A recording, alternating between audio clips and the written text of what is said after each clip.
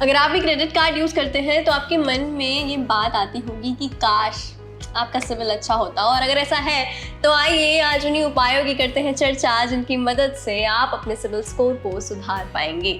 इसके लिए सबसे पहले आपको अपने सिविल स्कोर को अफेक्ट करने वाले रीजंस का पता लगाना होगा, और सिविल स्कोर 24 महीने की क्रेडिट हिस्ट्री के हिसाब से बनता है। आपके लोन अकाउंट या क्रेडिट कार्ड से जुड़ी इंफॉर्मेशन बैंक सिविल को भेजते हैं, जिसको जोड़ घटा करके आपके सिविल स्कोर को बनाया जाता है। पर अगर अपने पर्सनल एक्सपीरियंस से मैं आपको बताऊं तो कई बार बैंक भी इस कैलकुलेशन में गलती कर देते हैं, तो इसलिए जरूरी है कि आप इस कैलकुलेशन को खुद भी चेक करके देखें, और लगता है कि कुछ गड़बड़ है तो फौरन अपने बैंक से कांटेक्ट करें।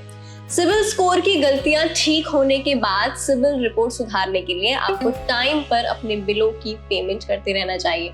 हमेशा नए क्रेडिट कार्ड या लोन लेने के लिए सोच समझकर ही आपको एप्लीकेशन देना चाहिए। अगर आप लगातार 6 महीने तक वक्त में लोन चुकाते हैं तो आपके सिविल स्कोर में आप देखेंगे कि सुधार आएगा, और आगे चलकर लोन लेने में कोई परेशानी भी नहीं आएगी।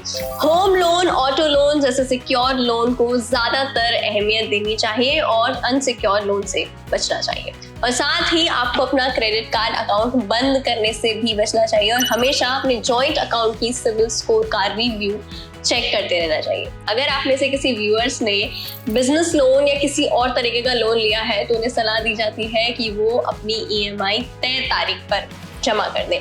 अगर आप ऐसा नहीं करते हैं तो इससे आपके सिविल स्कोर पर इफेक्ट पड़ सकता है और सिविल स्कोर कम हो सकता है।